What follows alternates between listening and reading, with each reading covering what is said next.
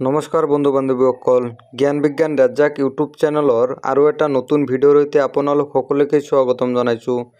বন্ধু বান্ধৱীসকল, আজি মই এইটো ভিডিঅ'ত আলোচনা কৰিম আজি অৰ্থাৎ 21/8/2022 অনুষ্ঠিত হৈ যোৱা আসাম ডাইৰেক্ট এক্সামৰ গ্ৰেড 4 পেপাৰ 1ৰ প্ৰশ্ন উত্তৰসমূহ আলোচনা কৰিম।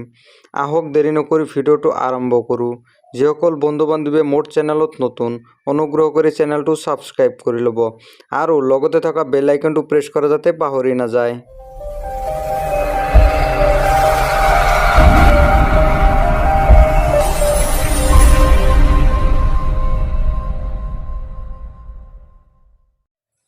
এতিয়া আহিছোঁ 1 নম্বৰ প্ৰশ্নটোলৈ।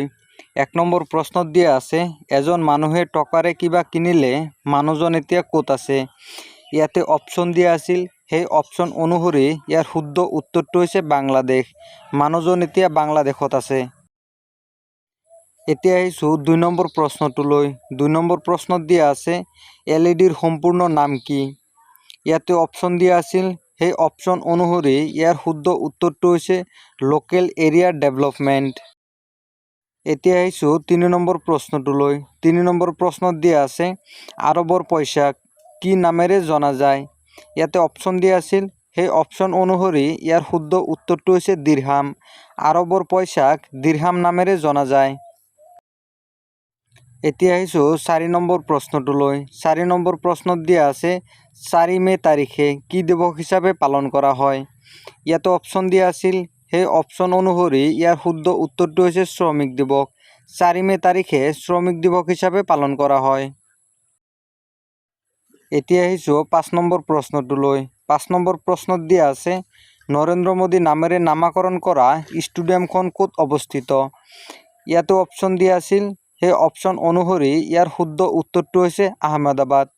নৰেন্দ্ৰ মোদী নামৰ ষ্টেডিয়ামখন আহমেদাবাদত অৱস্থিত। এতিয়া আহিছোঁ 6 নম্বৰ প্ৰশ্নটোলৈ। 6 নম্বৰ প্ৰশ্নত দিয়া আছে, ৰাছিয়া আৰু ইজৰাইলক কোনটো খালে সংযোগ কৰিছে? বন্ধু বান্ধৱীসকল, এই প্ৰশ্নটো মই আপোনালোকলৈ এৰি দিলোঁ। আপোনালোকে কি উত্তৰ লিখিছে অনুগ্ৰহ কৰি কমেণ্ট বক্সত গৈ কমেণ্ট কৰি জনাব বুলি আশা ৰাখিলোঁ। এতিয়া আহিছোঁ 7 নম্বৰ প্ৰশ্নটোলৈ। 7 নম্বৰ প্ৰশ্নত দিয়া আছে, অসমৰ নতুন কেবিনেট মন্ত্ৰীগৰাকীৰ নাম কি? ইয়াতে অপশ্যন দিয়া আছিল। সেই অপশ্যন অনুসৰি ইয়াৰ শুদ্ধ উত্তৰটো হৈছে জয়ন্ত মল্ল বৰুৱা। এতিয়া আহিছোঁ 8 নম্বৰ প্ৰশ্নটোলৈ। 8 নম্বৰ প্ৰশ্নত দিয়া আছে, কোনটো ৰাজ্য সাগৰৰ পাৰত অৱস্থিত নহয়? বন্ধু বান্ধৱীসকল, ইয়াৰ অপশ্যনসমূহ মই যুগুত কৰিব পৰা নাই, যাৰ কাৰণে আপোনালোকক ইয়াৰ শুদ্ধ উত্তৰটো দিব নোৱাৰিলোঁ। যদি উত্তৰটো জানে অনুগ্ৰহ কৰি জনাবলৈ অনুৰোধ জনালোঁ। এতিয়া আহিছোঁ 9 নম্বৰ প্ৰশ্নটোলৈ। 9 নম্বৰ প্ৰশ্নত দিয়া আছে, হিমা দাস কি খেলৰ লগত জড়িত? তাতে অপশ্যন দিয়া আছিল। সেই অপশ্যনসমূহৰ ভিতৰত শুদ্ধ অপশ্যনটো হৈছে শ্বৰ্ট ডিষ্টেন্স। এতিয়া আহিছোঁ 10 নম্বৰ প্ৰশ্নটোলৈ। 10 নম্বৰ প্ৰশ্নত দিয়া আছে, আহোমসকলৰ শেষ ৰজাজনৰ নাম কি আছিল? ইয়াতো অপশ্যন দিয়া আছিল। সেই অপশ্যনসমূহৰ ভিতৰত শুদ্ধ অপশ্যনটো হৈছে পুৰন্দৰ সিং। পুৰন্দৰ সিং আছিল আহোমসকলৰ শেষৰ ৰজা। এতিয়া আহিছোঁ 11 নম্বৰ প্ৰশ্নটোলৈ।